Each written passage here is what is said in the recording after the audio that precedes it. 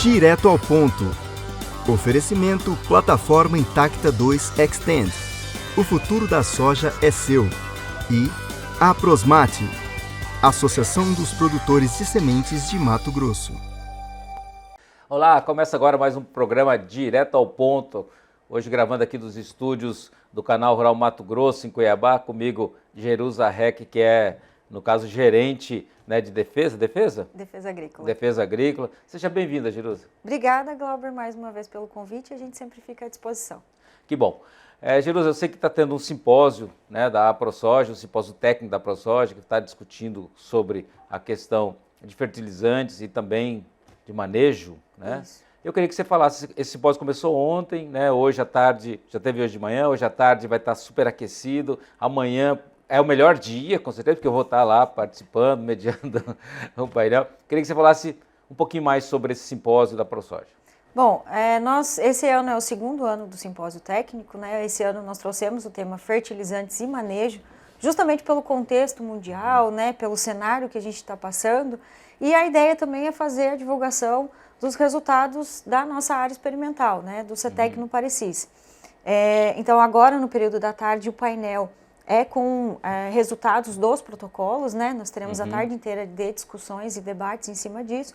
Amanhã, né? Você vai ser o nosso moderador, vai ter a parte de legislação, né? E a questão de mercado mundial também. Então é algo que a gente trouxe voltado para o nosso produtor, para o nosso associado, mas também para o público em geral.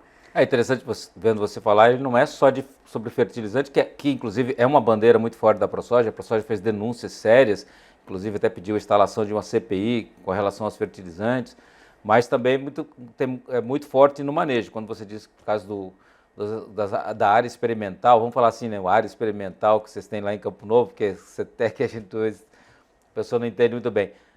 Mas lá nessa área de Campo Novo parece que vocês têm uma outra área também, agora a AproSoja tem uma outra área. Eu queria que você falasse quais são as pesquisas, o que são esses protocolos? Nós visamos nesses protocolos o manejo, né? No caso, em Campo Novo do Parecis, a nossa área é focada para manejo em solos arenosos. Então, o uso eficiente de fertilizantes, adubações, momento de aplicação, doses, fontes. Então, tudo isso a gente coloca a campo, né, para fazer esses protocolos. E aí nós já obtivemos inúmeros resultados. Já são 6 anos de pesquisa. Bastante, né? Já são um período prolongado. E a gente já obteve muitos resultados concretos em cima desses anos de pesquisa. Então, é isso também o intuito de nós trazermos para o produtor um uso eficiente, né, nas adubações, na forma de aplicação, como que ele pode minimizar esse custo. Né? Isso vai desde a calagem adequada, porque a gente sabe que os solos arenosos ele tem uma necessidade de calcário diferenciada, né? Então desde a necessidade de calcário, desde a questão de como adubar, por exemplo, com o próprio potássio, que ele na verdade é muito móvel no solo, com o próprio nitrogênio, tudo isso vocês fazem essa avaliação? Sim, lá nós temos protocolos de calagem, doses e fontes de potássio, fósforo, né? Manejo, rotação de culturas, a questão do nitrogênio. Então, englobam inúmeras fontes. É só soja, né? Ou é soja e milho? Soja e milho. Na verdade, a gente faz isso dentro do sistema, né? Tá. Porque nós temos soja e milho em alguns protocolos e em alguns outros protocolos nós temos a rotação com outras culturas, crotalária, com nabo, com ervilhaca, enfim, inúmeras culturas de inverno para a gente conseguir analisar perfil do solo. Então a ideia é sempre trabalhar numa construção de perfil de solo e baseado nisso a gente começou a fazer os protocolos já há alguns anos. Jerusa, eu, por exemplo, fui um cara que plantei muitos anos em terra arenosa, né? Solos arenosos, assim, que acho que quase todo produtor aqui, numa época, plantou bastante, né? Teve uma época que o estado de Mato Grosso, ele teve uma expansão rápida, num ano, assim, tipo, aumentou 1 milhão de hectares, e a gente sabe que essa expansão, não é que houve abertura até desses solos, é porque solos que já estavam também muitas vezes abertos, que o produtor tinha lá uma pastagenzinha que com aquele boom que deu a soja lá em 2003, 2004, o produtor acabou muitas vezes expandindo para essas áreas e não foi feliz, né? Então a gente eu mesmo plantei numa área, por exemplo, lá de Comodoro por muitos anos, 10 anos, por exemplo, nunca consegui colher mais do que 45, 46 sacas, né? Usando Na verdade, aquele manejo que eu usava para as solos argilosos, né, que era tipo o pacotão de 500 quilos, né, dos 0, 2, 20, 20, né, e assim por diante. Os resultados nesses campos, assim, com a tecnologia, o que vocês obteram em produtividade? Não vou falar nem de custo, estou falando de produtividade. A gente tem um incremento, sim, na produtividade. Claro que isso muda de protocolo para protocolo, mas a gente observa um incremento de produtividade nesses solos que têm um perfil, né, mais arenoso, realmente. E aí, lá dentro da estação, a gente tem um cenário muito interessante, porque a gente tem desde de 9% até 35% de argila dentro, né, dentro do nosso talhão. É uma área de 88 hectares. Então, nós conseguimos trabalhar com essas diferentes texturas, né, teores. E aí, dentro desses protocolos, a gente tem sim um aumento, baseado na construção do perfil do solo. Né? Então, a gente tem um incremento sim de produtividade, variando de protocolo a protocolo. Talvez assim, mas de protocolo a protocolo, abre um pouquinho essa caixinha de Pandora, só porque nem todo mundo pode vir nos pós. Então, assim, mas que produtividades vocês... A gente não consegue colher mais do que 50 sacos? Sim, com certeza. Com certeza. Mas não dá para... Não é possível se obter a mesma de um solo argiloso. Dependendo do manejo, a gente tem dados muito próximos ao que é obtido em solos argilosos. Agora, o que seria esse manejo? O manejo que você fala, se vamos supor, eu sou um produtor, eu tenho um solo arenoso, com em torno aí de 20%, não vou nem radicalizar, 20% que para a gente eu acho que é baixo, né? É arenoso. 20%, por exemplo, eu fui lá, né, peguei, calcariei bem esse solo, coloquei um nabo forrageiro, fiz uma crotalária, enfim, fiz uma boa cobertura de massa e faço uma adubação adequada com vocês. Você acha que é possível ter rentabilidade num solo desse? É possível. A gente está fazendo, inclusive, trabalhos do resultado econômico, né? Qual é o melhor protocolo que a gente tenha uma rentabilidade econômica em cima dessas áreas? Então, hoje a gente já está trabalhando com os dados econômicos em cima desses protocolos. O que um resultado como esse pode trazer de benefício econômico para o produtor? Então, hoje a gente já está tentando transformar esses dados em valores econômicos para a gente orientar.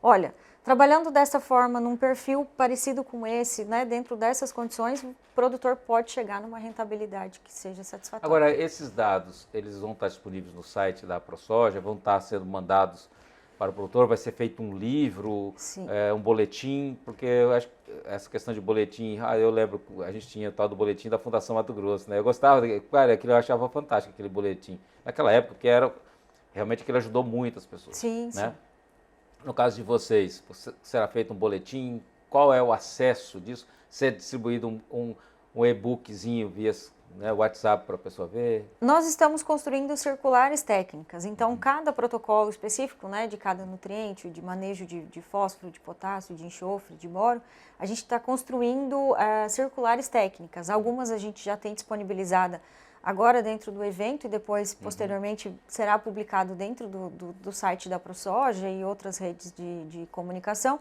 mas para a gente fazer a divulgação desses resultados. Então, o primeiro formato que nós vamos fazer são circulares técnicas, né?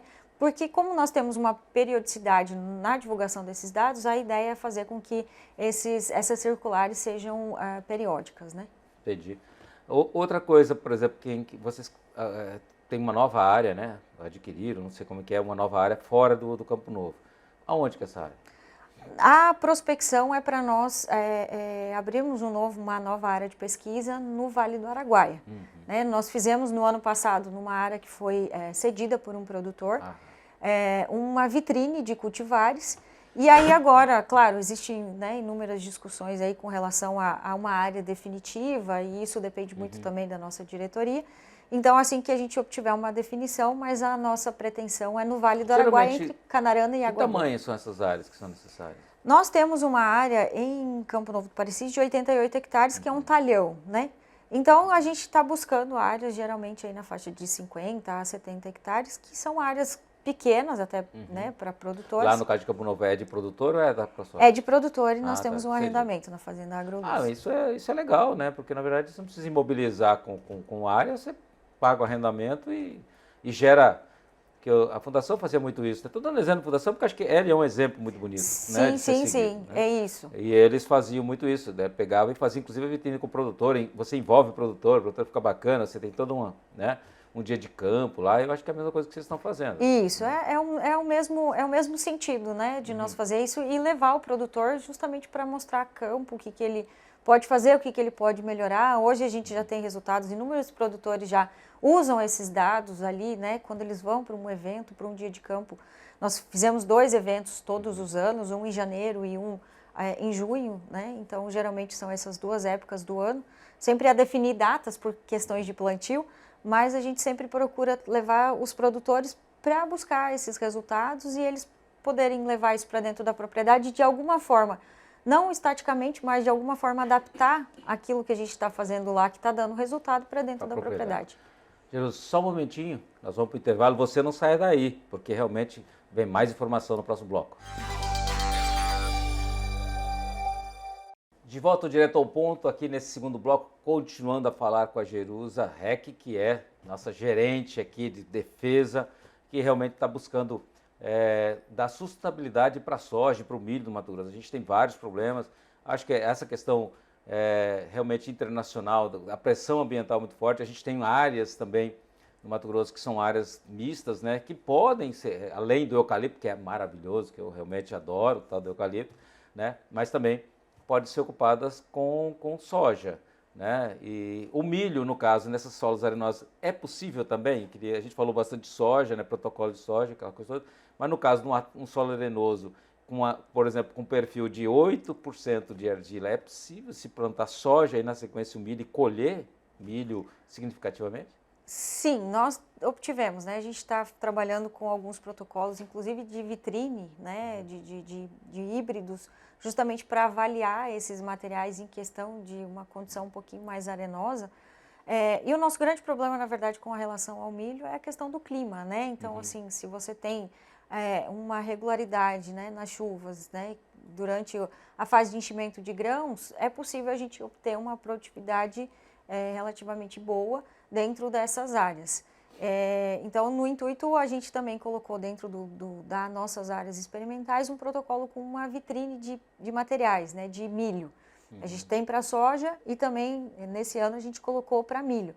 E aí, no intuito de avaliar não só a questão da sensibilidade dele quanto à seca, mas também, principalmente, com relação ao nosso grande problema, que é a cigarrinha hoje no estado, né? Agora, no caso do milho, vocês vão ter ou tem algum protocolo do plantio na primeira safra ou só na segunda safra? Nós colocamos a vitrine em primeiro, nós temos 3 épocas, fizemos 3 épocas no último ano, então nós fizemos como uma safra, aí de segunda safra e um pouco mais tardio, no início de março ali, a gente também fez uma vitrine de materiais. Até mesmo para a gente conseguir avaliar... Isso está começando também, não existem dados ainda muito seguros com relação ao milho, né? Não. A gente precisa ter muita cautela com relação a essa questão, principalmente por conta da pressão, né? Vou colocar ali da cigarrinha mesmo, que é o nosso principal foco hoje de problema no milho. Então, nós precisamos ter um pouco de cautela. A gente fez um primeiro resultado, né? Um primeiro protocolo no ano passado. Esse ano a nossa pretensão é repetir novamente essa vitrine de materiais, justamente para nós entender, né, se as condições climáticas são as mesmas, como é que a gente tem a dinâmica, né, da população de cigarrinhas, se semeado mais cedo ou mais tarde, se isso vai influenciar nesses materiais. Então, o intuito é a gente trazer nesse sentido. A gente vai falar mais de cigarrinha daqui a pouco, mas para o final eu queria continuar nesse tema. Só uma pergunta, por exemplo, Campo Novo do Parecis, a gente sabe que é um dos melhores climas do estado de Mato Grosso, né? Você tem um clima muito, né, homogêneo, chove bem todo ano. Campos de Julho é o melhor clima, realmente particularmente acho que Campos de Julho sofre a influência da Bolívia, então ele tem realmente um melhor clima. Quanto mais você vem vindo para o centro, mais para o lado de Cuiabá, né, para o lado de onde pior vai ficando, né? Aí você já não tem tanto... Não que não seja ruim, mas você não tem tanta certeza, né? Você começa com 100% de tranquilidade, porque eu conheço aquela região e há séculos que quase dificilmente você tem. Pode ter chuva demais, mas chuva de menos. Aí quando você fala, no caso de um solo arenoso, eu acho que o grande problema do solo arenoso é realmente a questão de pluviométrica, né? É um dos fatores. No caso do Sul, ali, vocês não pensam em colocar, por exemplo, no Vale do Araguaia, eu concordo, lá você tem uma estabilidade maior. Você acha que lá já é suficiente para você ter daí um outro clima ou vocês pensam em colocar, por exemplo, no Vale do Guaporé, por exemplo, tem condições de se expandir essas pesquisas para outras regiões? Eu acho que tudo depende de como a gente, né? A gente iniciou com a de Campo Novo, né? Que é um sucesso, diga-se de passagem. Diretoria da ProSoja, parabéns, fico muito feliz. Expande essa questão de pesquisa, isso é muito importante porque é uma pesquisa idônea.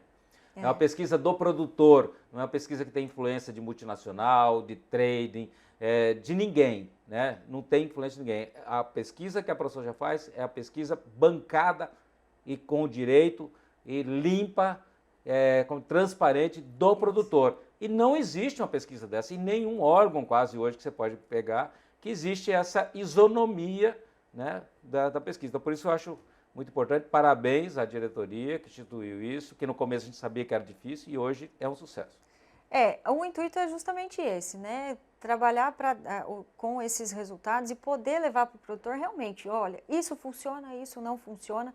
A gente ter essa isenção na hora de apresentar determinado dado não é denegrindo A, B ou C, né? É simplesmente colocando, olha, realmente está funcionando e é algo que o produtor vai ter rentabilidade lá na frente. O intuito de nós colocarmos uma estação na Araguaia para trabalhar com a questão de solos siltosos, que é uma região, né, uma região que a gente tem uma concentração, né, nesse tipo de solo na região do Araguaia. A região sul, ela é uma região que tem um teor de argila maior, né? Então, e já temos inúmeras pesquisas.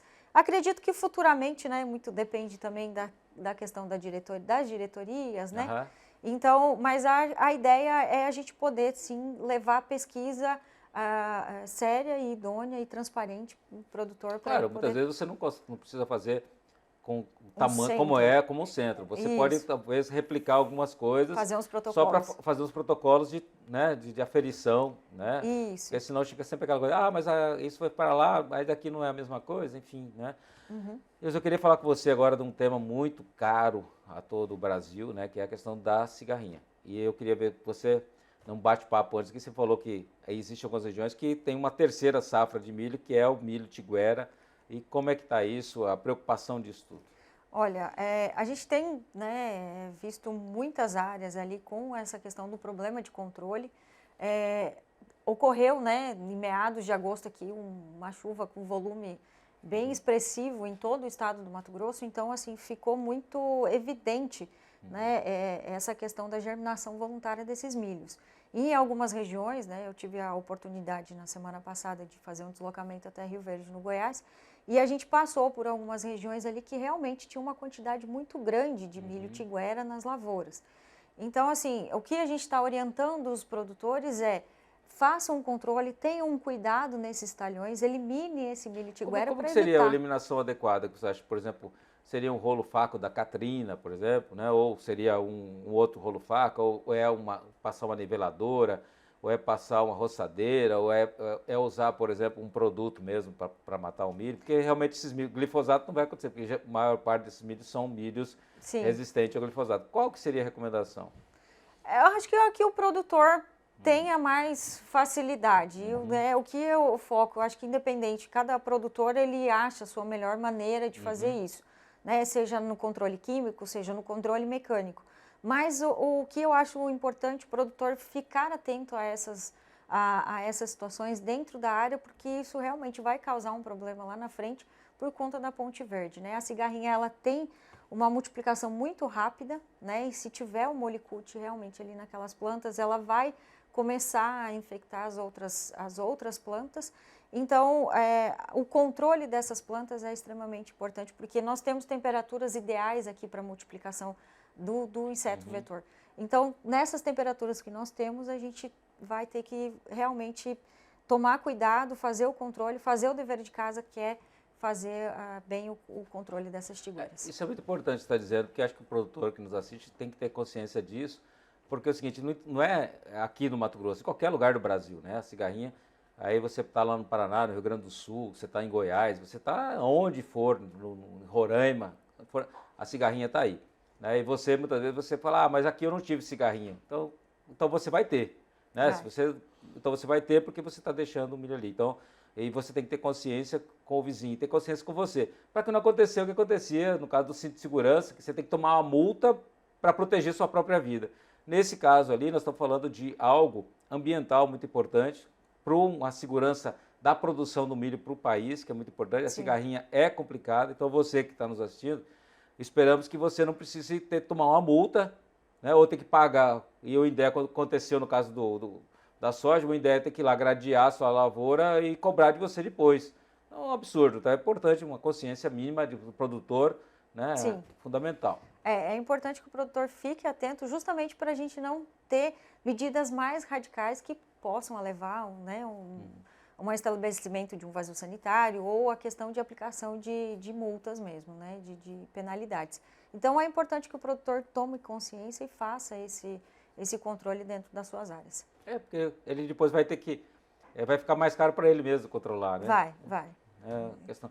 Jerusa, infelizmente nosso tempo está no final.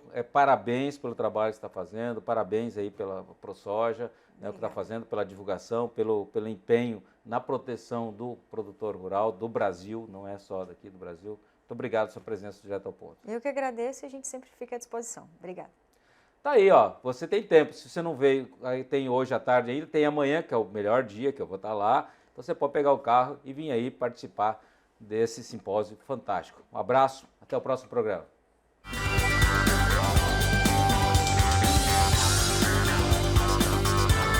Direto ao ponto. Oferecimento Plataforma Intacta 2 Extend. O futuro da soja é seu. E a Prosmate, Associação dos Produtores de Sementes de Mato Grosso.